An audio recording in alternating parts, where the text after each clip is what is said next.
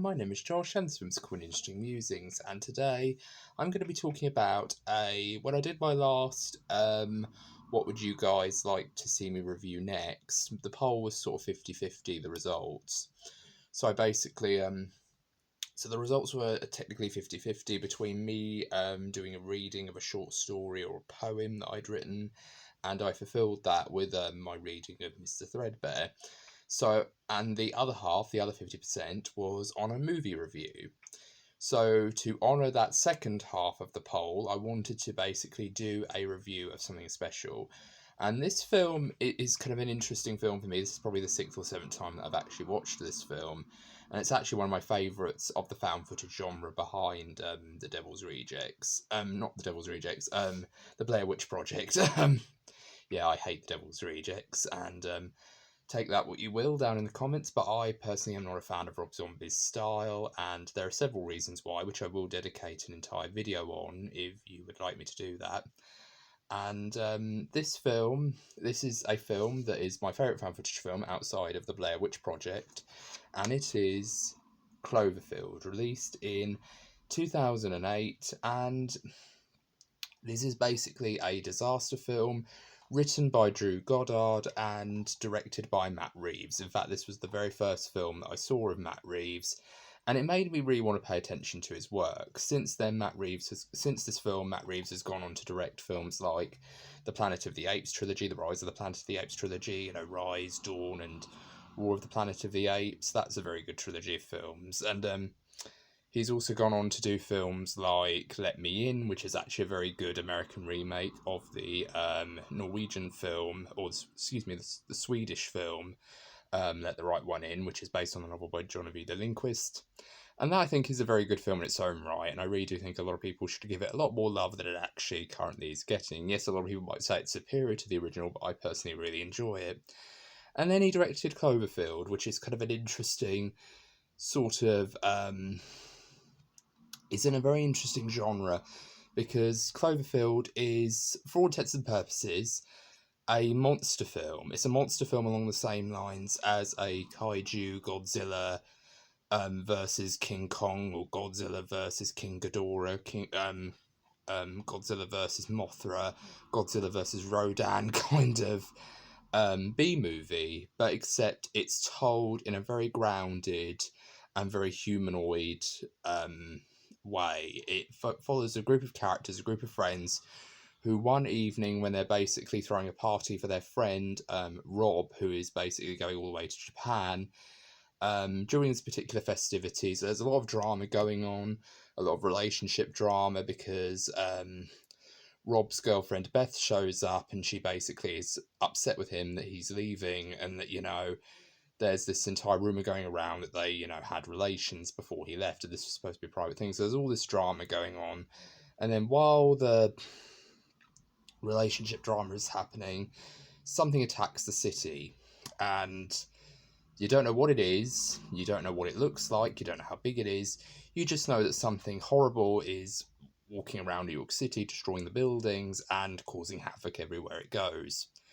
And this particular film is fantastic. I really do enjoy it.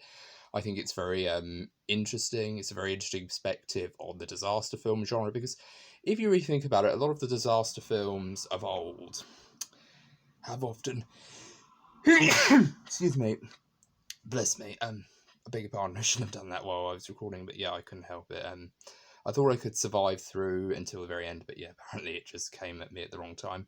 But yes, I really do like this film, because for one thing, Cloverfield does something which a lot of other disaster films don't. For once, in an American disaster film, we don't have a scene where the military comes in and they're saying, "Oh, Mr. President, we're about to launch a missile at this creature in the middle of the city. Do we have to nuke the entire city, or should we get the civilians to evacuate before we, nuke the city or whatever?" And then the president will make his big speech about what it means to be an American and what it means to have duty and things like that. There's all these very campy, cliched disaster film tropes. And I'm so glad this film didn't have the military come in and have the president show up, or have the characters go to the White House for some reason. That's one of the things that I really don't like about the Roland Emmerich films, is they tend to kind of it wants to have its cake and eat it too with a lot of Roland Emmerich films. Sometimes he'll have a very grounded, quote unquote, grounded approach to how characters see the disaster and how they process things. But then they'll throw in something very silly, like, you know, for example, Will Smith punching an alien and things like that. And I get it, it's meant to be light-hearted fun, but if you're going to choose this very kind of grounded approach, you have to kind of commit to it all the way. And I think that's something that Cloverfield does exceptionally well. And I think that's something that I really do kind of miss about a lot of disaster films, is they don't often focus on civilians and what they're going through, how they're coping with it, how they're kind of trying to get out of this situation. So when this monster attacks, Rob gets a very kind of distorted message from his girlfriend Beth saying that she is trapped and she can't move. So Rob, being obliged to basically go and find her because he still is in love with her, he decides to go to her apartment and try to get her back.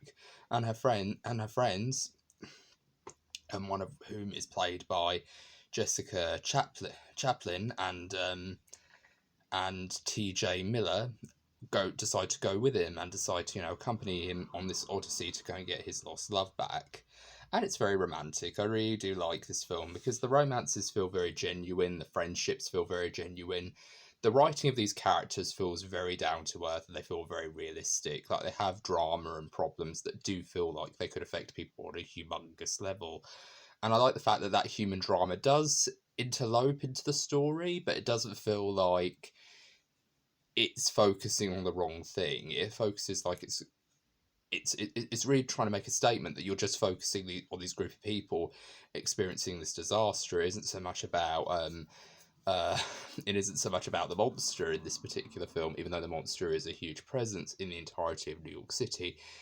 It's more about, you know, this couple trying to get back together, essentially. So it's a love story with a little bit of a monster Godzilla kind of approach. And I really like that. It really makes it more grounded, it makes it more interesting.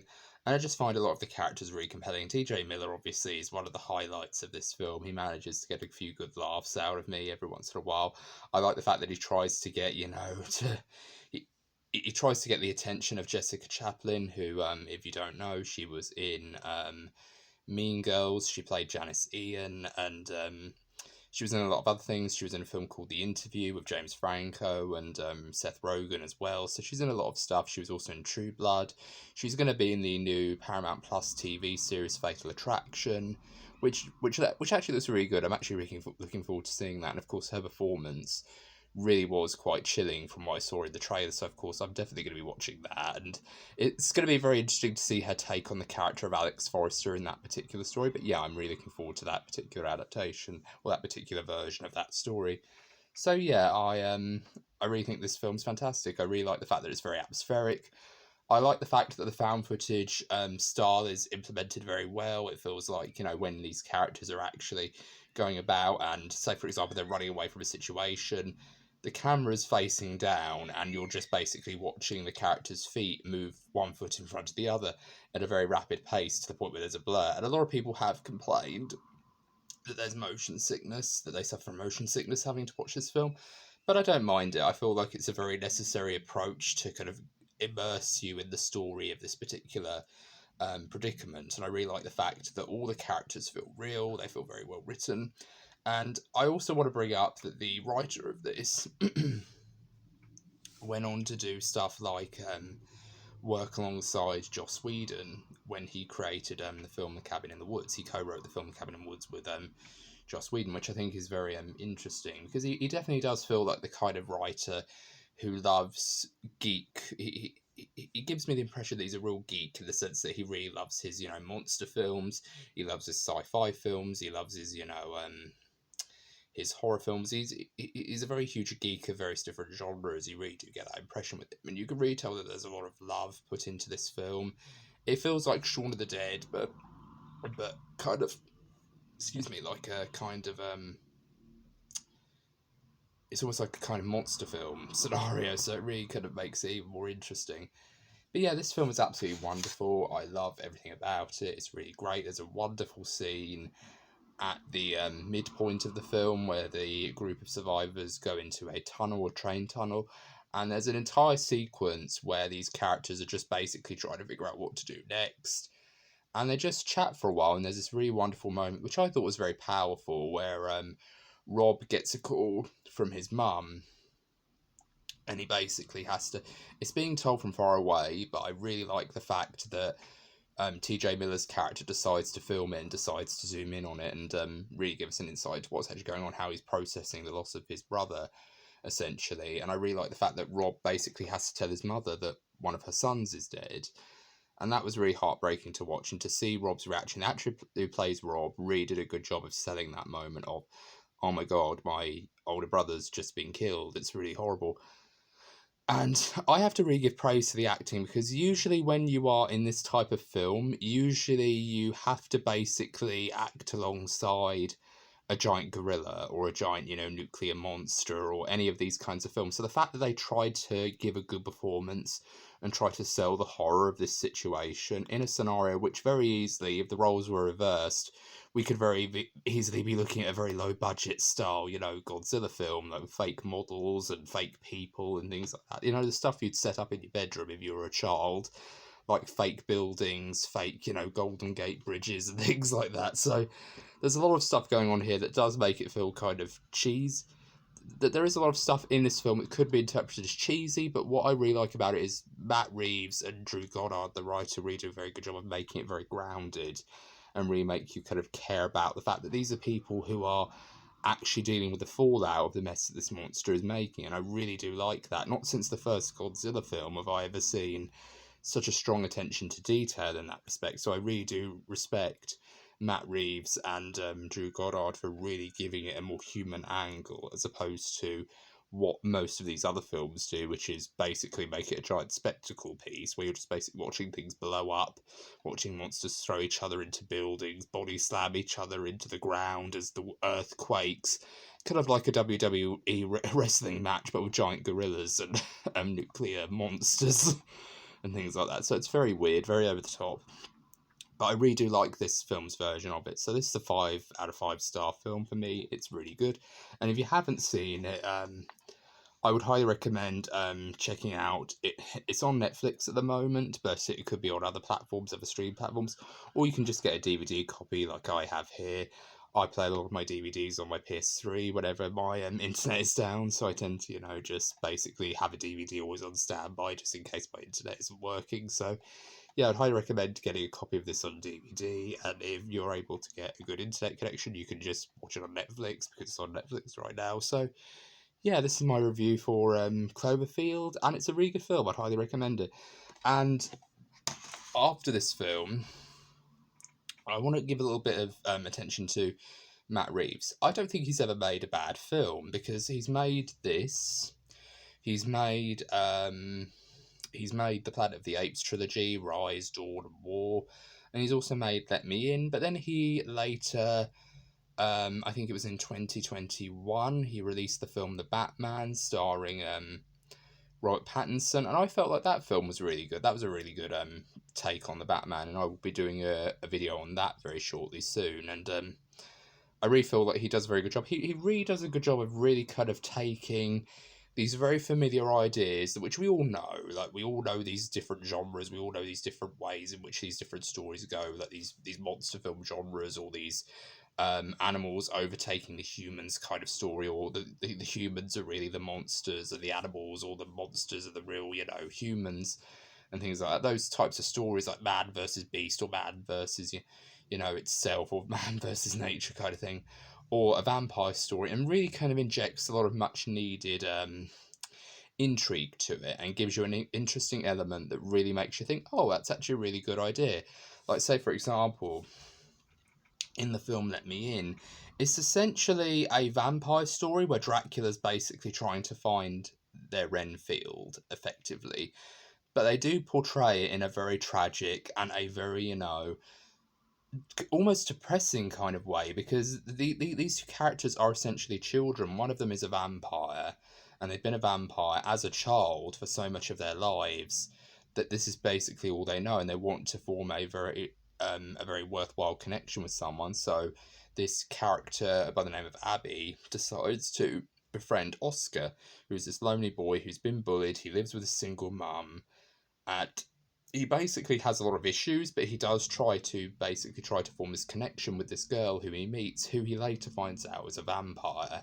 And that's essentially what Let Me In is. And I really do like the fact that they took the idea of a Dracula figure trying to find their Renfield and take it 100% seriously, because it could go very easily like the Nicolas Cage film with the same name, where it's all played for laughs, it's all very goofy, it's all very action-packed.